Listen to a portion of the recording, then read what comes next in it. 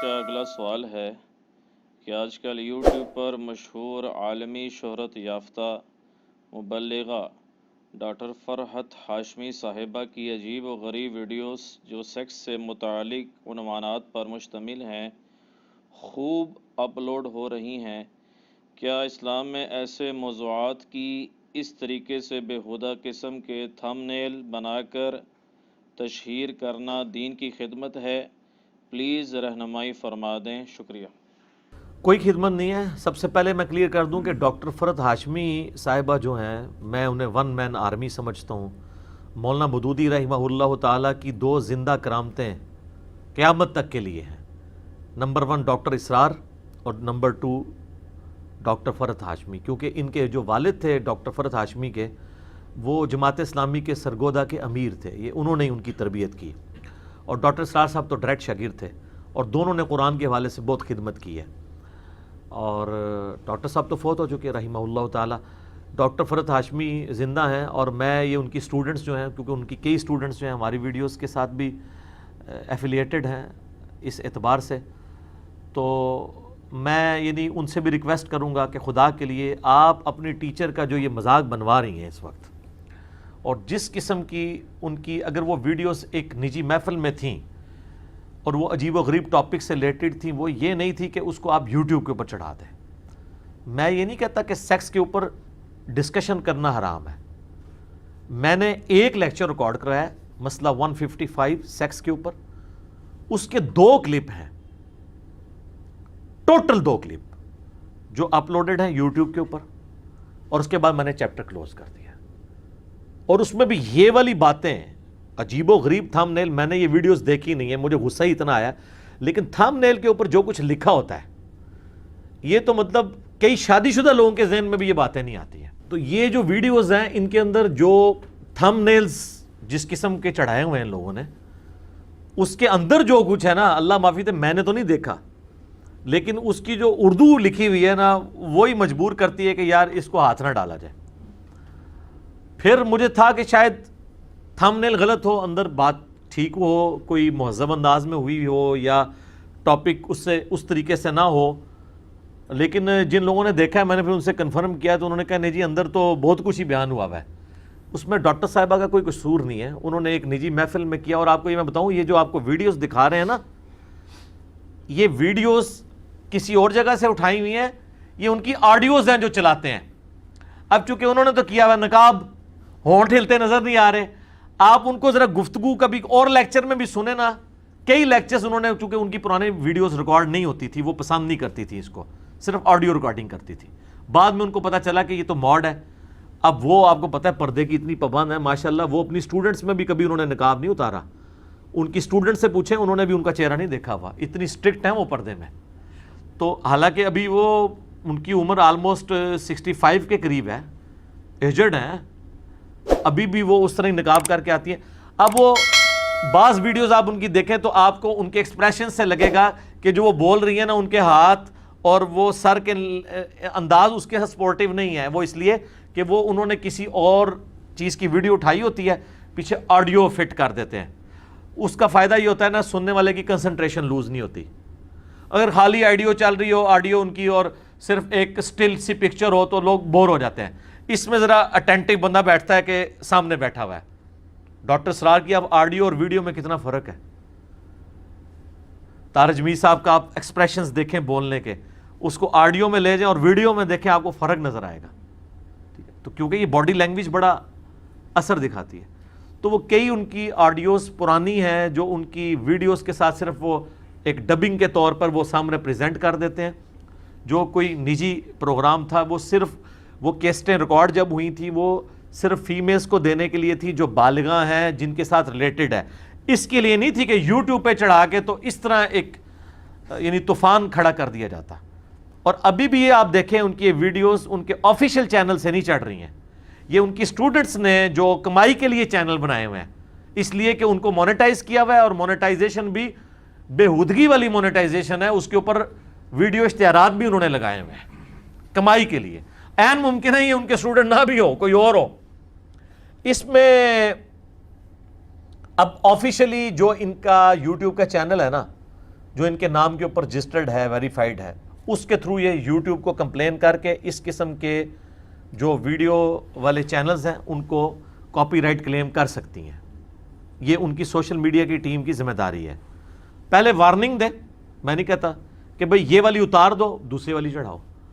وہ تو عجیب و غریب ٹاپکس ہیں. اب اسلام کا تو مزاج ہی نہیں ہے کہ آپ نے ان چیزوں کو پبلکلی ڈسکس کرنا ہے. قرآن آپ دیکھیں، قرآن میں، پورے قرآن میں کسی عورت کا نام نہیں ہے سوائے ایک کے، سیدہ مریم کے.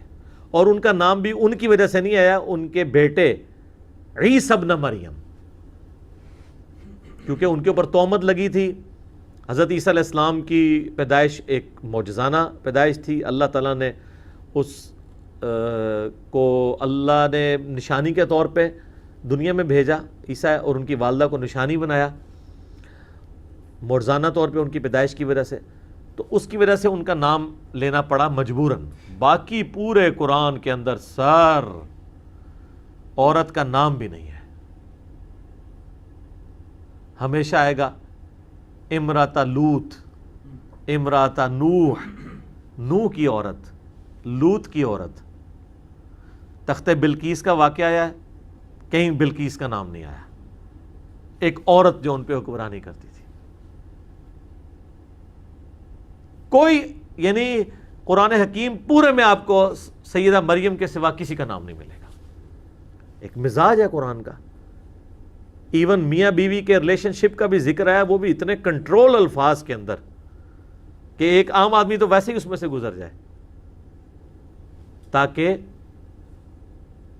کوئی ایسی گفتگو نہ ہو جو حیا سوز ہو. اس چیز کا خیال رکھا گیا احادیث کے اندر بھی.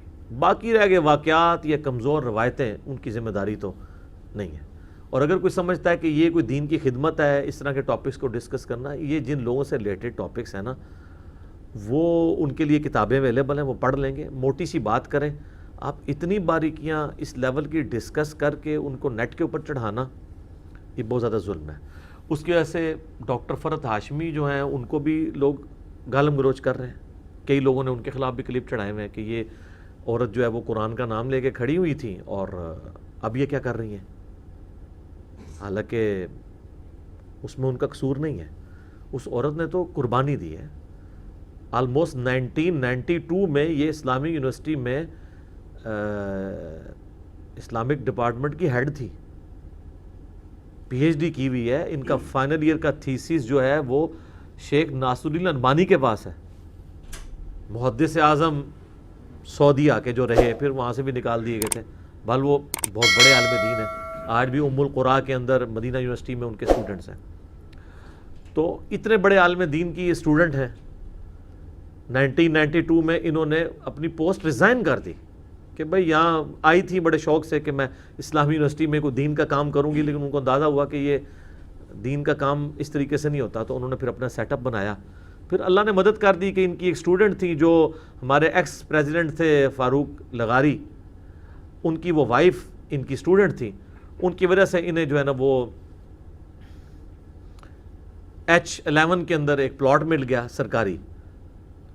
وہاں پہ انہوں نے اپنا الہدا انٹرنیشنل کا مرکز قائم کر لیا. تو ہمارے آفس کے قریب ہی ہے وہ. اسلامی یونیورسٹی بھی وہاں سے قریب ہے. تو میں نے کافی دفعہ وہاں جمعہ پڑھا. ان کے جو ہسبینڈ ہیں ڈاکٹر ادریس زبیر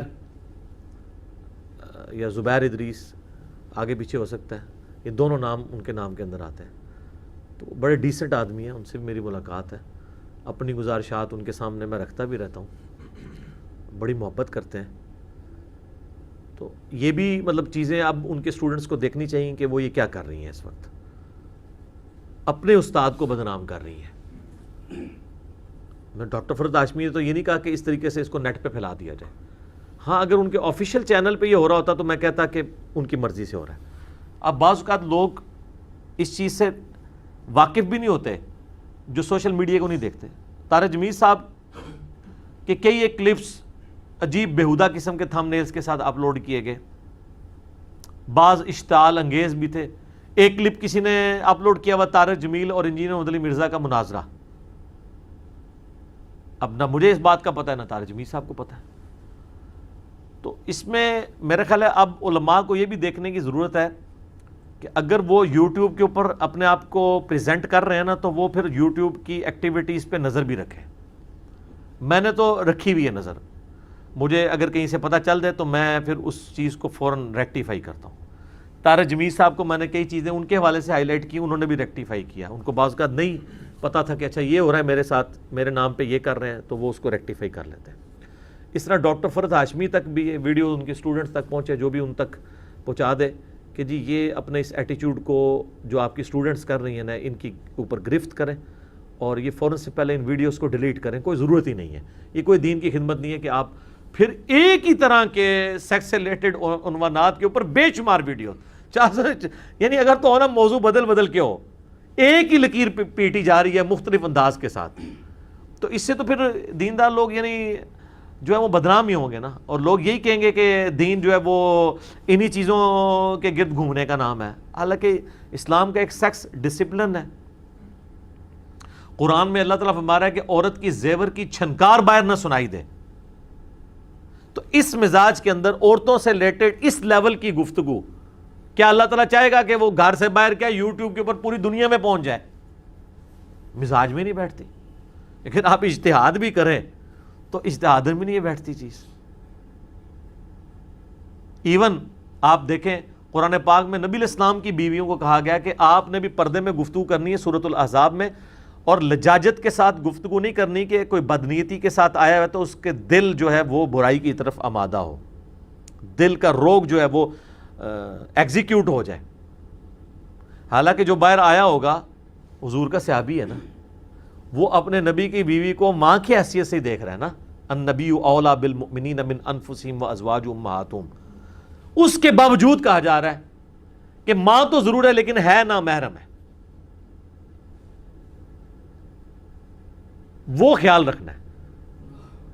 تو اگر نبی کی بیوی کے ساتھ ایک عام مومن کا یہ ریلیشن شپ ہے کہ وہ بیوی اپنی اس بچے کے ساتھ یا بچی کے ساتھ اس طریقے سے گفتگو نہیں کر سکتی, تو باقی لوگ کس چکر میں آتے ہیں؟ اب ڈاکٹر فرحت ہاشمی صاحبہ کا جو بولنے کا سٹائل ہے نا, وہ سٹائل ہے کہ اس سٹائل کے ساتھ کسی مرد کو مخاطب کرنا قرآن کی روح سے یہ حرام ہے. کیونکہ مرد کے ساتھ مخاطب کرتے ہوئے عورت نے غصے کا رویہ اڈاپٹ کرنا ہے, لچھے دار گفتگو نہ ہو. میں یہ نہیں کہہ رہا کہ ان کی گفتگو لچھے دار ہے, لیکن وہ جس سٹائل میں بولتی ہیں وہ سٹائل ایک مرد کے سننے والا نہیں. اس لیے میں نے کئی ان کی سٹوڈنٹس ناراض بھی ہوئی کہ جی وہ ڈاکٹر فرحت ہاشمی کہ یہ کہتا ہے لیکچر مردوں کو نہیں سننے چاہیے. میں نے قطعاً یہ اس اعتبار سے نہیں کہا تھا کہ وہ گمراہی پھیلا رہی ہیں جس طرح علماء دیوبند نے فتوے دیے ہیں. میں ان کو ایک سمجھتا ہوں کہ وہ مجاہدہ عورت ہیں دین کا, انہوں نے اتنا کام کیا قرآن کے حوالے سے کہ وہ ہزاروں مردوں پہ بھاری ہیں, لیکن عورتوں کے ساتھ لڑے. مرد کو سننے کا شوق ہے تو میں مشورہ دوں گا کہ ڈاکٹر اسرار صاحب کو سنیں, بلکہ میں ان کی اسٹوڈنٹ سے بھی کہوں گا کہ وہ بھی ڈاکٹر اسرار صاحب کو سنیں. ڈاکٹر فرحت ہاشمی نے جتنی قرآن کی تفسیر ریکارڈ کروائی ہے وہ اس کا جو موڈ ہے وہ ڈیفرنٹ ہے. ڈاکٹر اسرار صاحب نے قرآن کو اس طرح پریزنٹ کیا ہے جس انقلابی دعوت کے ساتھ وہ دنیا میں آیا ہے. لنگوسٹک کے اوپر انہوں نے بحث نہیں کی ہے. ڈاکٹر فرحت ہاشمی تو اس کی عربک لنگوسٹک اور معاشرتی پہلوؤں کے اوپر نظر ان کی کافی گہری ہے, لیکن ڈاکٹر اسرار صاحب جس طریقے سے اسے پریزنٹ کرتے ہیں میرا خیال نہیں کسی اور شخص نے اس طریقے سے قرآن کو پریزنٹ کیا ہو. تو وہ مرد ان کو دیکھیں, ان کی ویڈیوز سے استفادہ کریں. تو یہ میں ریکویسٹ کروں گا جی فوراً سے پہلے یہ ویڈیوز ریموو کی جائیں, ان کے تھم نیز ریموو کر کے, بلکہ یہ ویڈیوز ان ٹاپکس پہ اس طریقے سے اپلوڈ ہونی نہیں چاہیے. اکا دکا آپ ایک جنرل کوئی ویڈیو مرد و عورت کے جو رہن سہن کے معاملات ہیں اس کے اوپر کر دیں, اور اس میں بھی گفتگو کو ایک دفعہ دیکھ لیں کہ وہ گفتگو ایسی ہے کہ پبلکلی وہ یوٹیوب کے اوپر چڑھے. کیونکہ دین کے نام کے اوپر چھوٹے بچے بھی اگر وہ ویڈیوز کو کلک کریں گے تو ان کو بھی وہ تجسس پیدا ہوگا. تو یہ تو پھر اسلام کے مزاج میں نہیں بیٹھتی جی بات, چاہے کسی کو بری لگے, لیکن میں ان کے ساتھ یہ خیر خواہی کر رہا ہوں. مطلب یہ بات اگر کوئی ایسا شخص کرے کہ جو ڈاکٹر فرحت ہاشمی کو گمراہ سمجھتا ہو, پھر تو آپ اس کی بات کو پھینک دیں. جو ان کے لیے اتنے تعریفی کلمات بولتا ہو, ان کی دل سے عزت کرتا ہو, ان کو پروموٹ کرتا ہو، اگر وہ یہ لجاجت کے ساتھ ان کی بارگاہ میں یہ عرض کر رہا ہے تو ان کو یعنی اس کے اوپر برا نہیں منانا چاہیے، خوشی محسوس کرنی چاہیے۔ میں آپ کو تحدیث نعمت کے طور پہ بتاتا ہوں، جب مولانا طارق جمیل صاحب کو میں نے پہلی دفعہ ہائی لائٹ کیا کہ آپ کے چینل کے اوپر اس طرح بیہودہ اشتہار چل رہے ہیں، تو انہوں نے جو کچھ فون پہ الفاظ بولے اس میں سے کئی تو میں یعنی اس کو سکپ کر دیتا ہوں، وہ بالکل ایسے ہوں گے کہ وہ میں نہیں سمجھتا کہ میں وہ پبلکلی بیان کروں اپنی تعریف کے پڑھ۔ بل ایک جملہ انہوں نے بولا کہ بیٹا تم نے میری آخرت بچا لی ہے، مجھے نہیں پتہ یہ کچھ ہو رہا تھا۔ تو اس طریقے سے جو بڑے بندے ہوتے ہیں جب ان کو بتایا جاتا ہے کہ ان کے نام کے اوپر لوگ کیا کر رہے ہیں تو وہ فوراً اس طرح کی چیزوں کا ایکشن لیتے ہیں، اور جو ریمیڈی کرنے والی ہوتی ہے وہ کر لیتے ہیں۔ اگر نہیں کرنی ہے تو کچھ عرصے بعد پھر آپ دیکھیں گے اس کے نیگیٹو رزلٹ بھی آنا شروع ہو جائیں گے۔ ہم نے بھی اپنا سوشل میڈیا کا کام کافی حد تک قابو میں رکھا ہوا ہے۔ مور دین 90% چینلز ایسے ہیں جن کے موبائل نمبر میں نے حاصل کیے ہیں، میں ان کے ساتھ کانٹیکٹ میں ہوتا ہوں، میں فوراً ان کو بتاتا ہوں کہ یہ تم لوگوں نے غلط کیا، اس کو ایسے نہ کرو، اس کو یوں کرو۔ یہ نہیں کرتا کہ میں ان کو گائیڈ کروں کہ تم نے یہ کلپ جو ہے وہ نہیں بنانا یا اس کلپ کو ایسے ضرور بنانا ہے۔ میں کہتا ہوں یہ میرا مشورہ ہے، آگے آپ کی مرضی ہے، یہ بہتر ہے۔ تو کئی بار وہ اعتراض کر دیتے ہیں، میں کہتا ہوں ٹھیک ہے آپ کی اپنی مرضی ہے، آپ اس کو اس طرح کرنا چاہتے ہیں، لیکن یہ ایک ریڈ لائن کراس نہیں ہونی چاہیے۔ یہ ذمہ داری ہے سوشل میڈیا پہ کام کرنے کے لیے، یہ اس چیز کو دیکھنا ضروری ہے۔ یہ اسی طریقے سے ہے کہ آپ ایک بس میں بیٹھے ہوئے ہیں اور جو ڈرائیور جو ہے وہ کبھی کسی کے ساتھ ریس لگا رہا ہے جی ٹی روڈ کے اوپر، کبھی کسی کے ساتھ، اور وہ موڑ کے اوپر بھی سپیڈ کے ساتھ وہ سٹیئرنگ یوں کرتا ہے، جس طرح ہمارے یہاں پہ جو کوہستان والے اور یہ باقی آپ بسوں پہ سفر کریں، راکٹ جس کے اوپر لکھا ہوتا ہے، راکٹ بنایا بھی ہوتا ہے انہوں نے اس کو، تو اور آپ کہنے جی میری کوئی ذمہ داری نہیں ہے، یہ جدھر مرضی لے جائے، تو پھر آپ کو لے جائے اگلے جہاں میں ہی نہیں، آپ کا کام ہے آپ اس کو ٹوکیں۔ اس طریقے سے سوشل میڈیا پہ بھی جو آپ نے ڈرائیور بٹھائے ہوئے ہیں جو آپ کی ویڈیوز کو پبلکلی شو کر رہے ہیں، تو وہ دیکھنے کی ضرورت ہے کہ وہ ان کے ساتھ کر رہے کیا ہیں ان ویڈیوز کے ساتھ۔ تھم نیلز تو نہیں غلط بنا رہے۔ میرے کئی لوگوں کے مناظرے کے ساتھ چینل بنائے، میں تو مناظرے کو غلط سمجھتا ہوں، چیلنجز کے بنائے ہوئے ہیں، میں تو کبھی کسی کو اس طرح کا مناظرے کا چیلنج نہیں، علمی چیلنج دیا ہے کہ بھئی یہ چیلنج ہے، اس کا علمی جواب دو، دیٹس آل۔ تو وہ پھر عجیب و غریب قسم کے بعض اوقات الفاظ بھی کسی کے لیے ایسے غلط لکھ دیتے ہیں، وہ بھی میرے کھاتے میں ڈلتے ہیں۔ اور یہ یاد رکھیے گا میں اپنی ویڈیوز کا ذمہ دار ہوں، وہ بھی کانٹیکسٹ کے ساتھ، آؤٹ آف کانٹیکسٹ کوئی ذمہ دار نہیں ہوں، کسی کلپنگ کا ذمہ دار نہیں ہوں۔ جو لوگ چاہے ہمارے سٹوڈنٹس ہوں یا کوئی اور لوگ ہوں، میری ویڈیوز کو کٹنگ کر کے مس یوز کر رہے ہیں، وہ اللہ تعالیٰ کی بارگاہ میں مجرم ہے۔ اور جو مس یوز ہو رہی ہے اگر کوئی چیز، اس میں کوئی مجھے کرٹیسائز نہیں کر سکتا کہ آپ نے یہ لفظ کیوں استعمال کیا، اس کو تو لوگ مس یوز کر رہے ہیں۔ وہ مس یوز کرنے والوں کا قصور ہے۔ یہ تو معاذ اللہ اسی طریقے سے ہے کہ کوئی کسی کے دل میں یہ وسوسہ ہے کہ نہ نبی علیہ السلام 11 شادیاں کرتے اور نہ کافر اعتراض کرتا، یہ تو غلط ہے۔ اس طریقے سے جو بات دین کے اندر آئی ہے وہ تو میں نے بیان کرنی ہے۔ اب آپ کہیں اس کو یوں بیان نہیں ہونا چاہیے تھا، کیونکہ وہ لوگ اس کو اس طریقے سے لیتے ہیں، یا آپ کے علماء نے جو کام ڈالا ہے میں اس کو ہائی لائٹ کرتا ہوں اس لیے کہ مجھے ایک بڑی کاز کے لیے چھوٹا آپریشن کرنا پڑتا ہے، نشتر چلانا پڑتا ہے نا، بائی پاس کے لیے گرائنڈر چلانا پڑتا ہے تاکہ آپ کی جان بچائی جائے۔ اب آپ کہنے جی گرائنڈر چلائے بغیر بائی پاس ہو جائے تو یہ ممکن نہیں ہے۔ اسی طریقے سے جو امت میں گمراہیاں پھیلی ہوئی ہیں ان کی ریمیڈی کرنے کے لیے بعض اوقات آپ کو پرانے بزرگ، چلے بزرگوں کو نہ کہ ان کی کتابوں کے اوپر گرائنڈر چلانے پڑتے ہیں اور بتانا پڑتا ہے کہ بھائی یہ انہوں نے یہ غلط کہا ہے، یہ اس طرح نہیں، یہ ایسے ہے، تو اس کو آپ دلیل کے طور پہ نہ پیش کریں۔ مجھے قادیانیت کے رد کے اوپر چشتی رسول اللہ، اشرف علی رسول اللہ کا کنڈیم کرنا پڑا، کیونکہ وہ اس چیز کی پلی لے رہے تھے۔